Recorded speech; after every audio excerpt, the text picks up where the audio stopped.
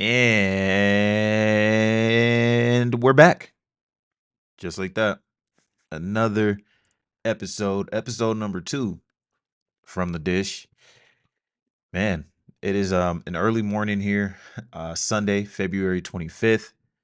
Very, very early recording here. Woke up, had the spark, said let's do it. Let's get it. Let's jump right in. A little baseball for breakfast here. That's not bad. Baseball for breakfast. That's got a ring to it. I ain't mad at that. I can get used to this. But y'all know how it is, man. This is the preview series. Did the first week last week we did the AL Central preview. Started with that division. Go ahead and check that out. That one was really fun to do. This one's gonna be even more fun to do because my team, my Los Angeles Angels, my Anaheim Angels, they are in this division. So you may be in store for a rant. We'll see how it goes. We have the World Series champs in here in the Texas Rangers. We got the Houston Astros, who, you know, they've got their dynasty in question. Is it a dynasty? Is it not a dynasty?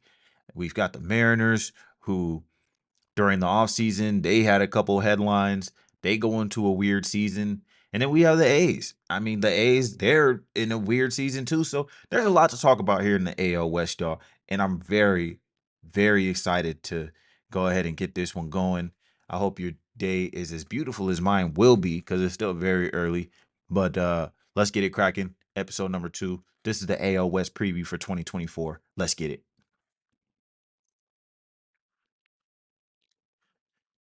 All right, y'all. So we're gonna do it just like how we did the first one. We're gonna do reverse chronological order. So we're gonna start with the worst team, and it's to no one's surprise. We're starting with the Oakland A's. They are at the bottom of this thing in the AL West. I think that is. I mean, no one's gonna dispute that, right? They're possibly the worst team in all of baseball. The only other team that I think rivals them really is the Rockies.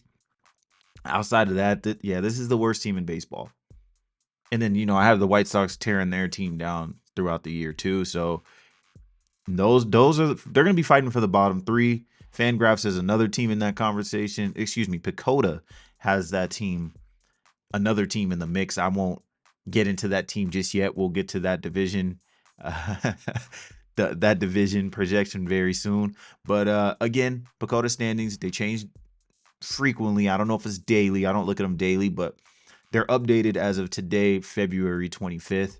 So we're up to date here. This is as current as it gets. So the Oakland A's, they've got them at the bottom. I've got them at the bottom. I'm pretty sure you've got them at the bottom. They are the only team that are saving the Angels from being a 5th place team. But wait, we're not on the Angels yet. We're not there yet. We're not there. Stay tuned for that because I got something for the Angels. Are they going to be 4th? Are they going to be 3rd? Let's see. We don't know. We don't know yet. I'm sure you have a good idea, but we don't know what Pacoda says yet. Anywho, the Oakland A's. The Oakland A's. What a weird season for them. What a weird offseason. They're just in turmoil over there in Oakland. I kind of feel bad for them. They're in my division, so I don't hate it too much. We got to beat up on somebody, right? There has to be someone to beat up on in the division. Unfortunately, A's fans, that's your team. And they've got this whole move to Las Vegas just over their head, over their season. Just everything that they do is all about this relocation to Las Vegas, leaving the good fans of Oakland who are losing yet another team. You've heard the stories, you've heard the storylines. We're not going to go over that too much, but it's impossible to ignore, right? That is like the main thing hovering over this team until they finalize their move in 2028. The city of Vegas, I'm a resident here. The people here don't really care. I'm not gonna lie. But they don't really care. I think Vegas deserves an expansion team. Just like how they did in hockey with the Golden Knights. Vegas should get an expansion team just like that. Give the people of Vegas a team that's their own. Stop latching on to these Oakland teams. They brought the Raiders here. So far, I mean, I'm not gonna call the Raiders a failure because I do know people who have converted to Raiders fans. They've adopted the Raider way. They've gone to Raider games. Gorgeous stadium at Allegiant. Looks like a giant hockey puck sitting in the middle of the desert. It's all see through when you go inside. It's a very nice venue. They have concerts there, the whole nine. But the Golden Knights run Vegas. And that's because when Vegas was in a time of need, the Golden Knights were there. We're not going to go over too much down that path, but you know, Vegas strong. They've lifted the city up. They've put the city on their shoulders. They went to Stanley Cups. They won a Stanley Cup last year. I think Vegas needs a team like that. And the A's are not that. So, who are the A's? What do the A's have here? This is a team that lost what 105 games last year, I want to say. That's pretty terrible, right? Um and they're projected to do so again. They're projected to lose. I'm sorry. They lost a record 112 games last year. They are projected here by Pacoda to lose 96 this year. Excuse me, 97.6. So about 98 losses, right? I don't know how this team doesn't lose 100 games. Pacoda has them winning 15 more games than last year.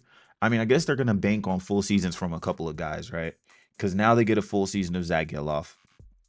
I really like the Zach Geloff kid. And then also, guys, do keep in mind the Oakland Miners Leagues, their minor league team, the AAA team, does play here in Vegas, the Aviators. I do go to Aviator games pretty frequently. I try to go at least once a month. I'm usually there a couple of times a month. So I get an inside look to see some of these guys. And Zach Geloff, I saw him a little bit while he was here. This kid right here is legit. He's the real deal. He had a relatively good breakout season, some would call it, last year. A breakout season for Zach Geloff. Um, the kid had a good season. I'm not gonna lie. Um, and he's projected to have another good season here when we look at it. But this kid, he's had a quick path from the NCAA to the majors. He's hit at every level that he's been. I don't want to say they fast tracked him, but I mean he only got drafted a few years ago, and here he is in MLB. He's only 24 years old. The kid seems to be one of those bright spots for a team that doesn't have a lot of bright spots. So that's fun that they have him coming up. Um, Again, he's 24. He's a legit 2020 guy. I could see him being a 2020 guy. Last year, he had 14 home runs. He only played in, I want to say, like 70 games, which, that's about a good chunk of a season, almost half a season. You get a good idea of who the kid is, right? 300 at bats, 300 plate appearances. I apologize. He hits to all fields. Kid has a little bit of swing and miss, but I like his game. He's got some speed. He's got great range at second base. He's got some IQ. He can leap. He can dive. I like his game. He had 137 OPS plus last season. Will he have that this season? We'll see. Because this year he's going to be playing in more games. He's going to start at the major league level this year. He's made a name for himself. Guys adjust to guys, so he's going to have to go ahead and adjust to the adjustments that pitchers have made to him, because now he's a big leaguer. He's got some film on him. They're going to learn his tendencies. Is he going to be able to deal with it he's going to be rookie eligible this year. Oh, no, sorry. So he exceeded his rookie limits during 2023. So, not technically his rookie season, but that's okay.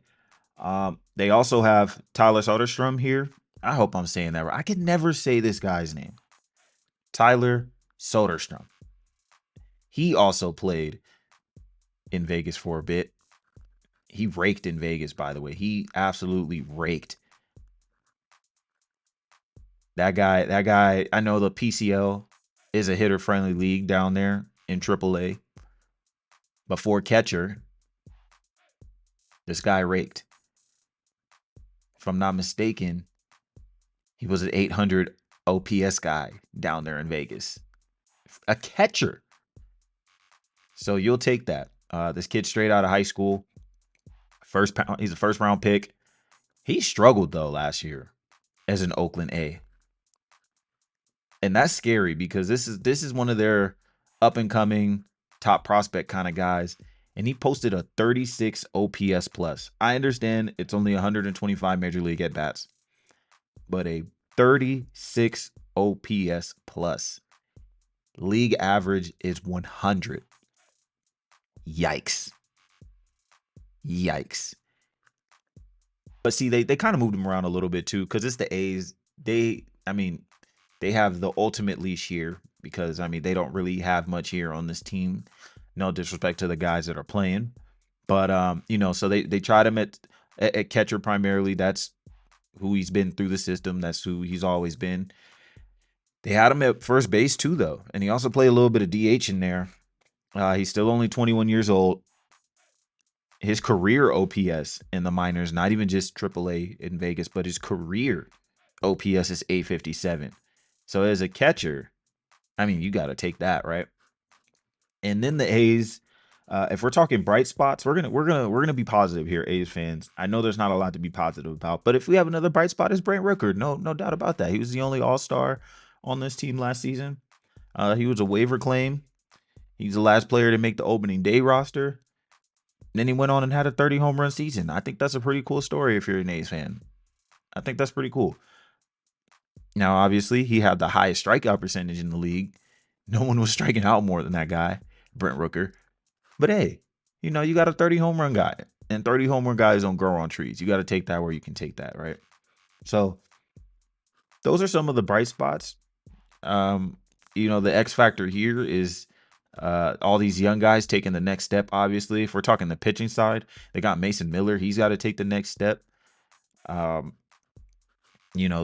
if we're talking pitching some more, they added Ross Stripling, they added Alex Wood, they added Trevor Gott, so they got some experienced, more aged veterans there to kind of help out this young team, because obviously this is not a very experienced team, being that they're in a lot of turmoil. They got a lot of guys coming up from their lower leagues, their minor leagues. So you just got to throw stuff at the wall and hope that it sticks. That's kind of where the A's are. And the question here for the Oakland A's has to be, what's the vision here? Like, I know you want to go to Vegas. 2028 is several years down the line. What are you doing if you're the A's? Like, what do you tell your fans or your future fans at that? Because now you have to get a whole new fan base. You just destroyed the small bit of fan base that you had left down there in Oakland. Oakland had the lowest attendance in MLB last year, as they should have, because they didn't field a major league team. And then all of a sudden, they just wake up one day and their team is snatched from them.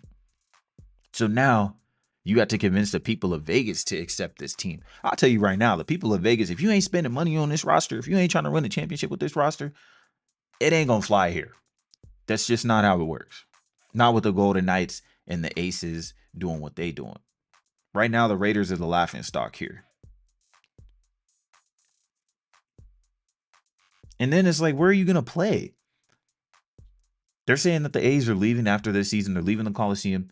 Sacramento is the front runner to get the team. They're going to be playing in a AAA stadium. I just don't know what the A's are doing here. So it's like, do you just build for the future? Do you build for the 2028 season? Just draft as many and they haven't even drafted well.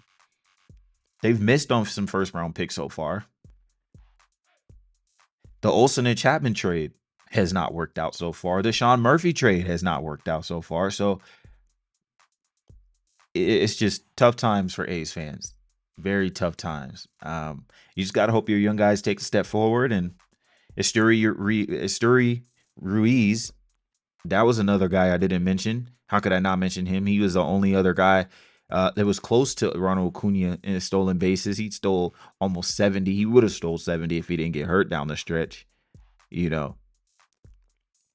It's just, and the Shea Langoliers too. I didn't mention him, but I saw him play down in Vegas for a little bit too. He's, a glove first catcher. He's also, that's another first round pick that they need to hit. He's a first round pick. He was in the Olsen trade. He's been okay. He's been okay in the majors. He's been about major league average with the bat. I mean, he's glove first. Got a nice arm. He's got some value. Split time between him and Soderstrom. You got an interesting little duo there. But A's, yeah, I mean, I don't see how they win 64 games. I think Pacota's a little high on them. 64.4, so 64 wins. I don't know how this team wins games. I really don't. This is a 100-loss team. It just is what it is. Now, moving on to the Angels, my beloved Angels. Man, lot to say here. Life after Shohei. What does that look like? I know Angels players are tired of hearing it. I've watched the interviews all off season. That's all the media ever talks about. Oh, how does it feel to not have Otani in the clubhouse? How do you feel the Otani void? How does it feel to see him go to LA? Da da da da da da da, right? What an interesting season for the Angels coming up here in 2024. Hey, look, Pacota's got them at 73.8, so that's 74 wins. That's about what they finished last year. They finished with 74 wins last year, if I'm not mistaken, 73 wins. Uh, man, this team right here is just so interesting, man. They still got Mike Trout, of course. Mike Trout, obviously, the key for him this season, just stay healthy. Play as many games as you can, Mike. I really, really believe that Mike has at least one more MVP caliber season somewhere in the tank. He's 32 years old this year. He'll be 33 in August. He's got a little bit left in the tank. He's had some injuries. He's had some bad luck. Some of it is just, injuries happen, things like that. So I'm really hoping that Mike, who's saying that he's loyal, I wrote about that. You can see that on the From the Dish blog on FromTheDish.com. He said he's being loyal to the Angels. He said he ain't going anywhere. He's not leaving. You're not going to get rid of him that easy, right? I mean, I think we should trade him. That's just my opinion. But now that he's kind of doubled down, he said, "No, I'm staying." I guess it's the beach. I guess it's him being comfortable with his wife, his family, whatever it is. He's been here for 13 years. It's hard to leave. Once you've been somewhere for so long, it's hard to leave. I get it, Mike. I hear you, my boy.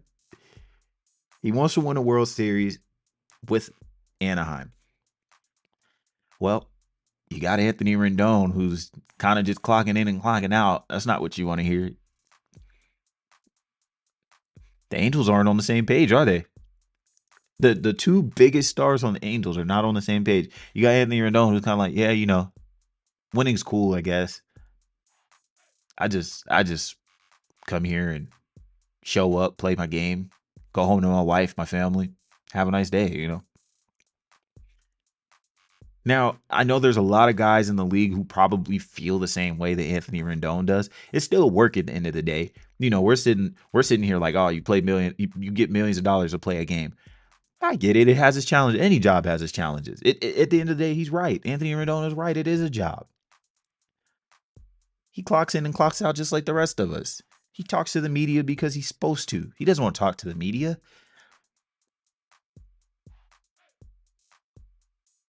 Such an interesting guy. But he's got to be healthy too. That's the X factor this season for the Angels. Can Mike Trout be healthy? Can Anthony Rendon be healthy? Because when they are healthy, they both produce. Rendon, when he's been healthy, he's doing his thing. I'm not gonna lie. He doesn't look horrible. He's still got some pitch recognition there. I'd like to see him hit the ball a little bit more, average wise. I know we don't care about average these days, but I'd still like to see him get some more hits there. But Rendon's got something left in the tank too. I don't think he's completely forgotten how to play baseball. There's just no way. And then, you got the other guys. No disrespect to the other Angels, but you got the other guys, right? You got Mickey Moniak. I really like Mickey Moniak. He struck out a lot. He kind of fizzled out down the stretch, but I still like what he's got. I like his game. Luis Rengifo, he's kind of like a utility guy. He's a cool watch. He can be frustrating, but he's shown flashes. The question here for the Angels too, in my opinion, is what do you do with Joe Adell? This is a make it or break it season for Joe Adell. This is someone who was a consensus top 5 prospect a few seasons ago. And when he goes to AAA, I mean, he's too good for AAA. He's kind of in purgatory, Joe Adell. He's too good for AAA, but not he hasn't shown that he can play on the major league level just yet. He's out of minor league options. You can't send him back to Salt Lake. It's a make it or break a year for him. So the Angels brought in Aaron Hicks. They were like, hey, look, Adele, if you don't get it going, man, we've got your replacement right here. I'm sure you platoon Joe Adele. You probably platoon him with Moniak. Moniak's a lefty. So you platoon them. I think we've really got to get Trout out of center, but they're gonna keep him in center, apparently. I'd like to see someone else in center. But I like a lot of the guys that they got here. They got Zach Neto, Logan O'Hoppe. Those are some exciting young players. This is a very young Angels team. Nolan Shanuel on the position player side. It's a very young group. And these are guys that they fast tracked too. Shanuel was drafted in 2023 and saw the majors in 2023. He only played like just about 50 minor league games before the Angels called him up. This guy, I like Shanuel. I'd like to see a little more line drive hits for him. He's not really a line drive kind of guy. He's more of a just I'm gonna go up there, give my best at bat, get on base kind of guy, which I don't mind. But I I would like to see him add some power, some line drive, some exit velocity to his swing, whatever that looks like. And it's a really interesting position player group. If they all gel, I think this is a fun, scrappy offense that can be a fun watch. Do I think they were going to be world beaters and beat a whole bunch of teams? I don't think so. But at least they'll be fun to watch, I think. They've got some speed too. You added Ron Washington. What a great hire. Ron Washington. He's been itching to manage again. Itching to manage. And we got him a head coaching job, a head managing job. So that's one thing. I'm trying not to get too excited for this Angel season because I do think that Pacoda's right on point. This is about a 72, 73-ish win team in my eyes. If everything goes right, if absolutely everything goes right for this Angels team, I think we're looking at an 80-win team, and that's if everything goes right. Um, the pitching, they didn't add to the starting pitching. They got some young guys there. We still got Reed Detmer, still got Patrick Sandoval. Griffin Canning's coming back. So young rotation there. I like what they did with the bullpen. They added a lot of guys to the bullpen, the Angels. Um, it's kind of like a revamped bullpen. So if the starters give you 5 innings or so, can you trust the bullpen to carry you the rest of the way? Because the Angels struggled in the middle innings last year due to their starter rotation depth. They're just leaving guys in, and it's third time through the order. OPS goes up, that kind of thing. So it's really about the middle innings for the Angels this year and what they can do there. It's just the division is so good. And what's the real direction here? I know GM Perry Manassian, he's saying that this is a winner. He wants to win here. He's in a contract year too. This is his last year at the helm as GM. This is a big year for Mr. Perry. What's Perry got up his sleeve? I don't think Perry's finished. I think Perry's going to do something else just to make a push, because that's what the Angels have shown they're going to do. They're going to keep pushing, even with one of the worst farm systems in all of baseball. Again, they've been bottom 5 for several years now. They've somehow graduated some significant talent, though. Like I said, I like Zach Neto. I like Mickey Moniak from the Phillies, but I like him. Logan O'Hoppe also was acquired via trade, but I like him. I like Joe Adele. I still believe Joe Adele's got something there. He's only 24 years old, if I'm not mistaken. Yeah, it's an interesting team. Yeah, I don't feel like they've replaced the void of Shohei. Replacing Shohei is going to take a few guys. It's not just one or two guys, because that's how much Shohei meant to this team, and that's how much he contributed to this team. But those days are over and done with. He's a Dodger, and this is life after Ohtani. And the Angels, they're just gonna have to fight.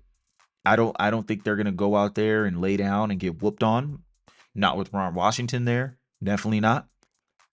So at the very least, I think the Angels will be an interesting watch. If nothing else, I won't be on this couch pissed off. Also, because I know that this is a fourth place team. I don't see them being better than Seattle, Texas, or Houston. And I see them better than the A's because, I mean, a lot of teams are better than the A's. So I think this projection is about right. 75 win team sounds right, feels right, but at least they'll be interesting to watch. The third team in the American League West standings is the Seattle Mariners. The Seattle Mariners. This is a third place team. They won 88 games last year.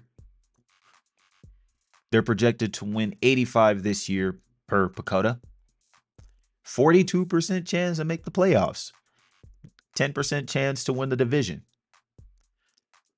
Seattle. What an interesting offseason for them. I know Seattle fans are pissed off right now. I've had the honor. I'm calling it an honor. It really was. It really was an honor to see the uproar in Seattle this offseason. I mean, those y'all gotta relax, man. It's easy for me to say, right? But if you're the Mariners, you just saw your team go to the playoffs for the first time in 2 decades. You saw them win a playoff series against Toronto. You saw them advance, and you're like, put your foot on the gas. We want to go all the way.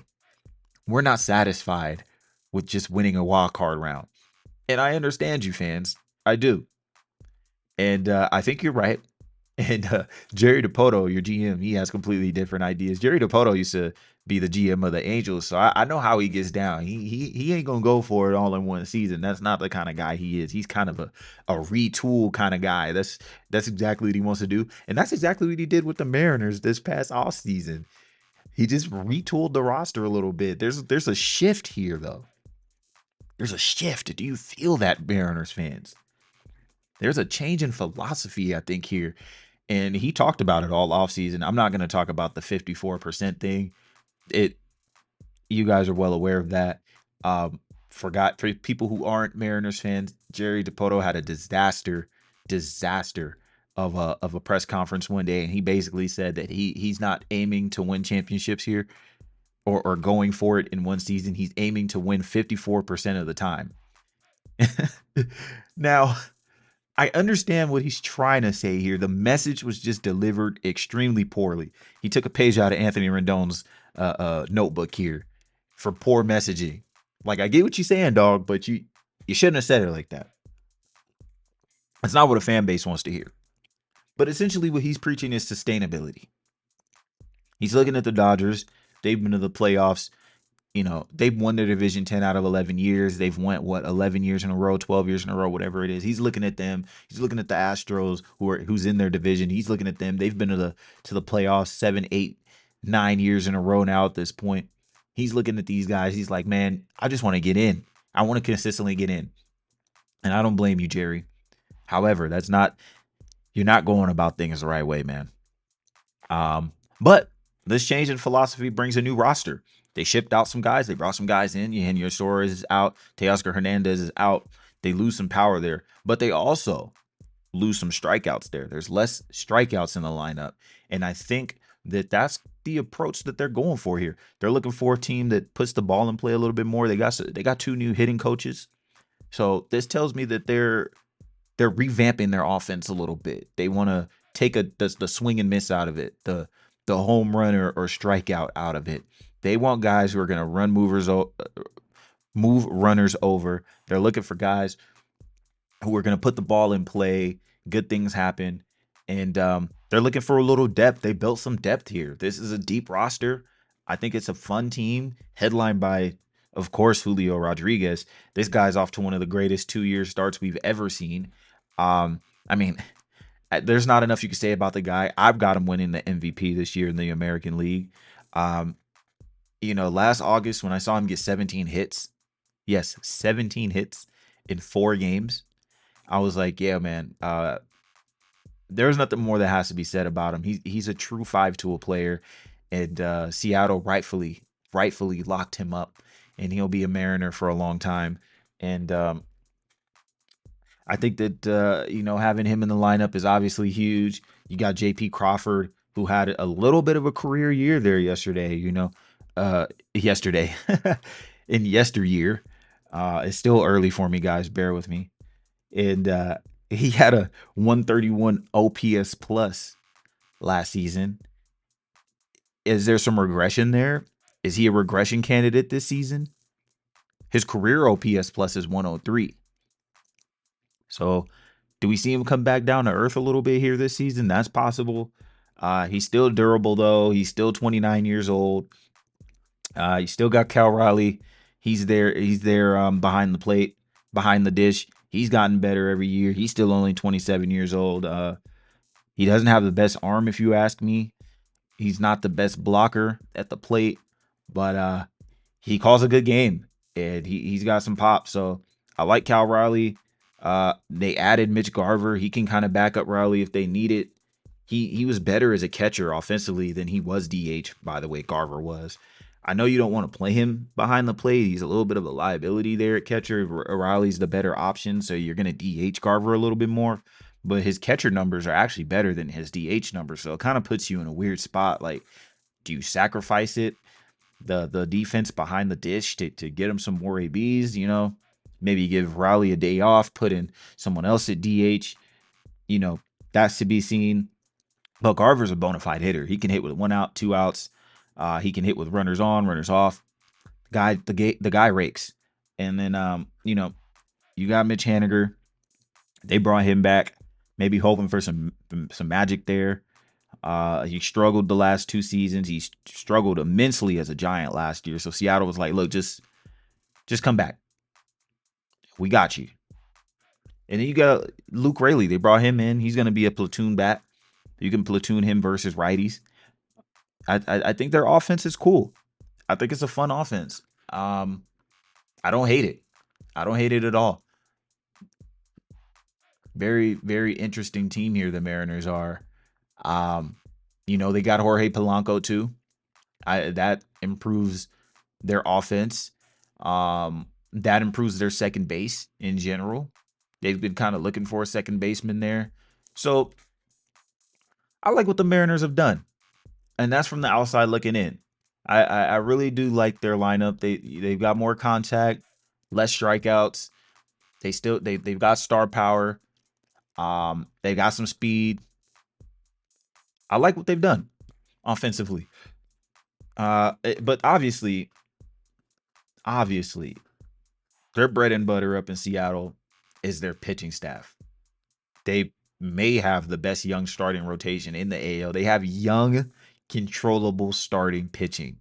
That's the hottest commodity in baseball. There was some talks about them trading a couple of their guys, but ultimately they're running it back. They got Luis Castillo, they got Logan Gilbert, George Kirby, Bryce Miller, Brian Wu. That's a very strong 5. Bryce Miller and Brian Wu, they're very young. They've still got some years left on their contracts, but all these guys are 26 or younger. Yeah, I think Castillo's the only one who's a little bit older. And then they also have a great bullpen. Matt Brash, he got injured this spring though, so if you're a Mariners fan, you're kind of like, not again. Gregory Santos, he also went down. But Justin Hollander, their GM, I don't think much is gonna go on there. It seems like it's just some discomfort. There's no timetable for these guys, but just seems like a little discomfort. Nothing crazy going on there. So don't hold your breath. Don't think that things are just things are over. They're not over yet, Mariners fans. You're still good up there in Seattle, M's fans. But yeah, they got Andres Munoz there too. I like what they've done.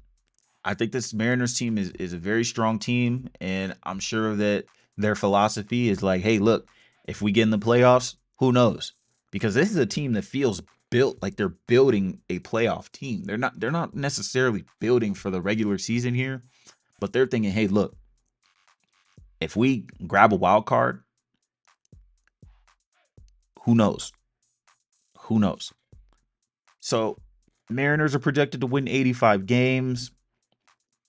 That feels right in the ballpark. Yeah, I mean, Pacoda so far, I'm just about right there with you on most of these predictions.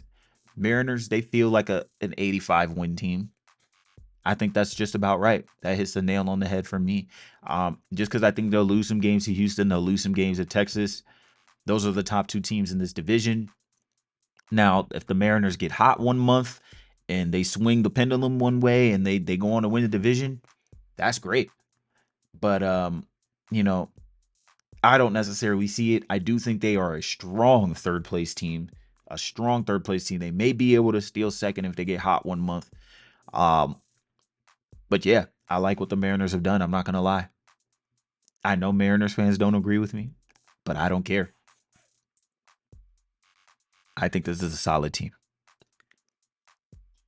Now, the Texas Rangers, the World Series champions, or the Houston Astros.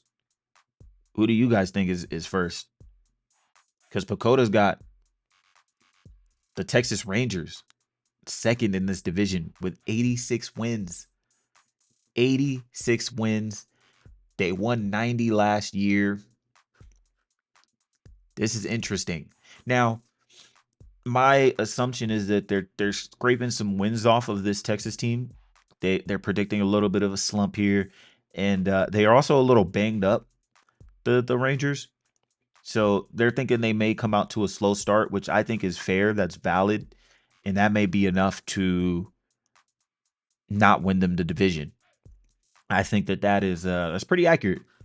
I do think the Astros are a little bit better. They're a little more proven. They've been sustainable. So I'm not going to bet against Houston. I do think Houston's win total is a little high here. We'll get to that in a second.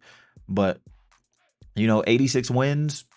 I think the Rangers are a little bit better than 86 wins. I think they're about an 88, 89 win team.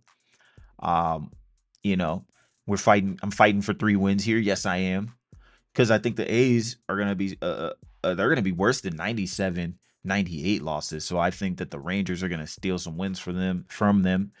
Um, so yeah, I do like this Texas team. Obviously, they just won the World Series. But the main question mark here, the X factors for this team to repeat, because that's their goal, obviously, to repeat. And it's really, what are they going to get from DeGrom? What are they going to get from Scherzer? And what are they going to get from Tyler Mahle when he returns? Because that's 3 arms right there. They're all projected to come back sometime this summer. I'm sure post All-Star. DeGrom only made 9 starts last year. That guy, he's a Hall of Fame talent. Whether you put him in the Hall or not is up to you. But to say he's not a Hall of Fame talent is crazy at this point in his career. They got Max Scherzer, Hall of Famer, bona fide. He made 8 starts last season. He played in the World Series. They gave him 3 scoreless innings. You could see he was fighting out there. It led to surgery in December. So this is a good team. The Rangers are, obviously. I mean, they just won the World Series. They still got Corey Seager at the helm. They still got a lot of their core, truthfully, if not all of their core. Marcus Semien is still there. Obviously, their loss is Jordan Montgomery. He's still out there somewhere. They lost Mitch Garver. They lost Aroldis Chapman. They lost Stratton. They lost Will Smith. So they've lost some guys, but a lot of their core is still here. They still got Adolis Garcia, who went off. Evan Carter, who came out of nowhere. Josh Jung is hurt right now. We're hoping it's nothing significant. I'm a Josh Jung guy. Liked him at Texas Tech. They got Nathaniel Lowe, Jonah Heim, Wyatt Langford's coming up. Um, the lineup is going to be devastating still. They're still going to score a lot of runs, just like last year. This is still a very, very strong lineup, scary lineup. They're able to put up a 5 spot on you at any given moment, aren't they? Yeah, they showed that all season. They showed it all playoffs. They were putting games out of reach in 1 inning. It's hard not to believe in this team again. On the pitching side of things, they bring back Evaldi, who, he was great. So Evaldi, Scherzer, Malley, uh, DeGrom, Heaney, John Gray. Yeah. And then, we were talking about their bullpen all last year. They decided to just go ahead and add David Robertson. Does he have something in the tank? He's going to be 40 this year. Does he have something left in the tank? Maybe. They got Kirby Yates. Does he have something left in the tank? They still got Josh Boers. Yeah, this is a nice team here, and I don't see why they shouldn't be able to be strong contenders again. And they got young guys coming up too. I like Wyatt Langford. Wyatt Langford, he may not come up this year, but they still got him. They still got Jack Leiter. Is he gonna come up this year? Evan Carter took the world by storm. He believed that he set the doubles record in the playoffs or the World Series, one of those two, off the top of my head. So yeah, this is a very, very strong team. I, I mean, yeah, I don't have much else to say about the World Series champs. It's hard to repeat though. It's very hard to repeat in this sport. I'm not saying they're going to be repeat champions, but they're going to be a tough out. I know they played a month more of baseball than everyone else. So, they're a little banged up. They may be a little fatigued. They may have a hangover, but this is still a great team. And if you see them in October, watch out. Because, man, that's pretty much all I have for them. And then we have the Houston Astros, who are in a critical year here. I don't think I can state that enough. I feel like it's still an understatement. They're in a world of not trouble here, but a world of change. The Astros. They got a new manager. Dusty Baker's up out of there. Not for any bad reason or anything. It's not like the team stinks and he's like, I can't take this anymore. But he's a Hall of Famer. They got Joe Espada now. We're gonna see what's gonna happen there. But yeah, man. What's hovering over this team is the Alex Bregman talks. What will he do this winter? So if you're the Astros, you got to go out there and you're just like, look, man, Breggy, this is it. This is your last go. I don't imagine they bring Bregman back. Because really, they got to decide. Look, do we want to bring Bregman back, or do we extend Kyle Tucker, who's a little bit younger? He's shown that he's also a guy. Kyle Tucker is. He's very toolsy. I'm glad he's starting to get a lot of love. I've been a Kyle Tucker fan from the beginning. I'm glad that people finally know who this guy is and what he's capable of. He's got a beautiful left swing, Kyle Tucker does. Such a gorgeous swing, man. And I just like the way the guy goes about things. And yeah, the question here is just Alex Bregman. What are you going to do with him?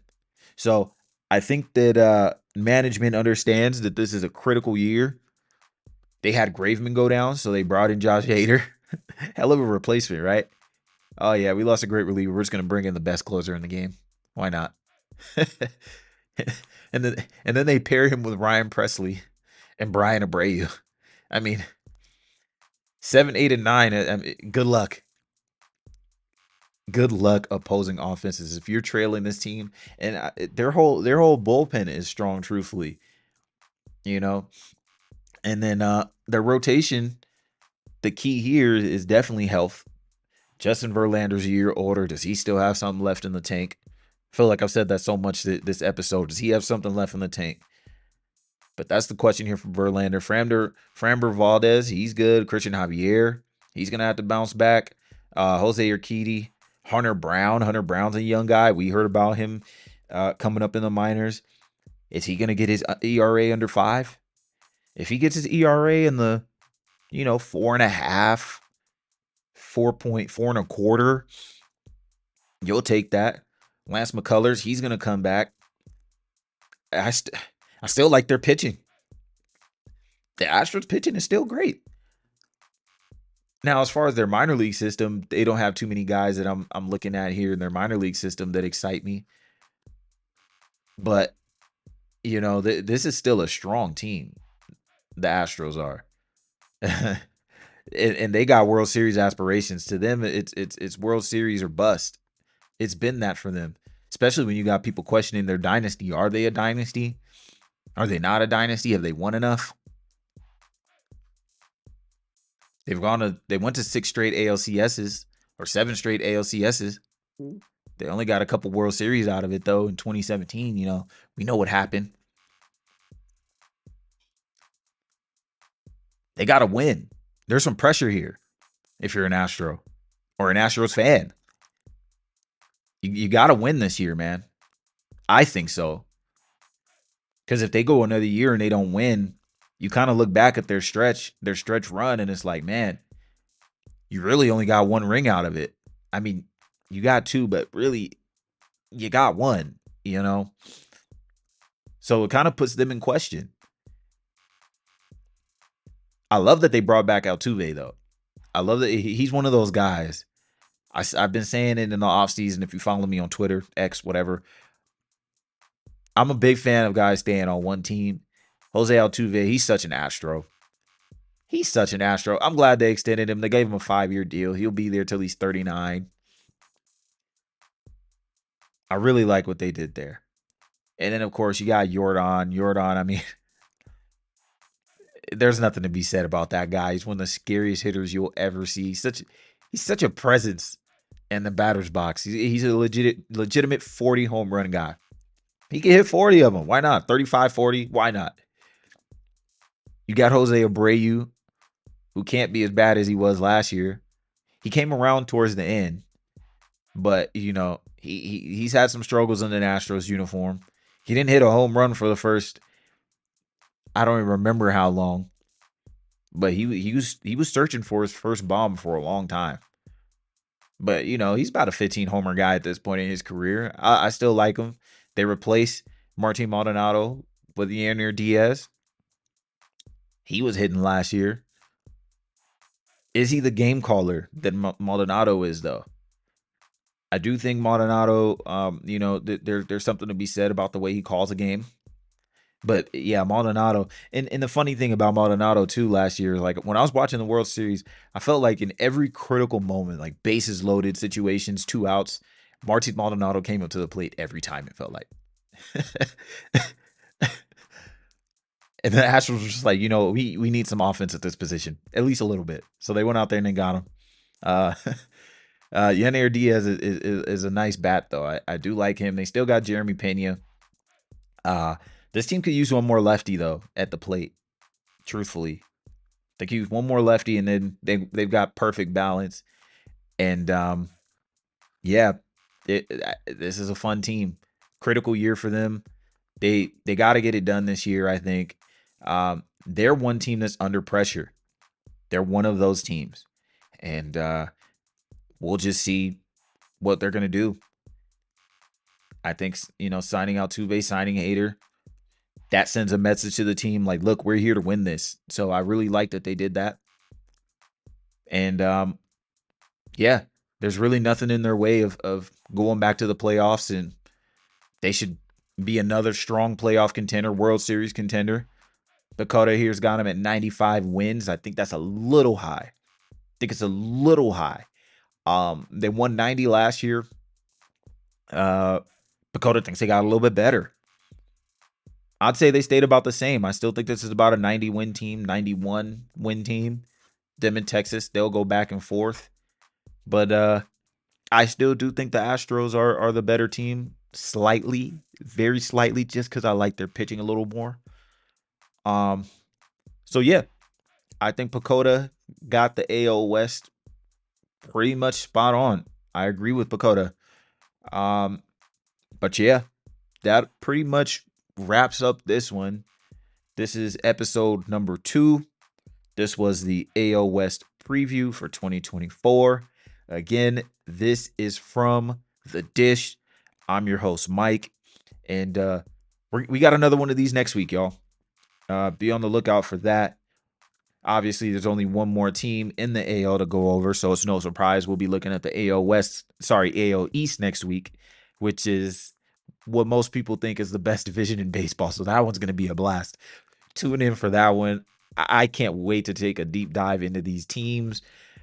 That's going to be so fun. You got Boston. They've got some things going on. Tampa got some questions. Baltimore, they're young and fun. Oh, man, that's going to be an exciting episode. So tune in next week again from thedish.com. Got some blogs going up. And yeah, I'm just excited to be doing this. I'm excited to be here. And thank you all for listening and making it this far into the episode. This is the end of the episode. So thank you for listening to the whole episode. And be on the lookout for that, y'all. So with that one, I'm up out of here. Enjoy your week, guys. Take care.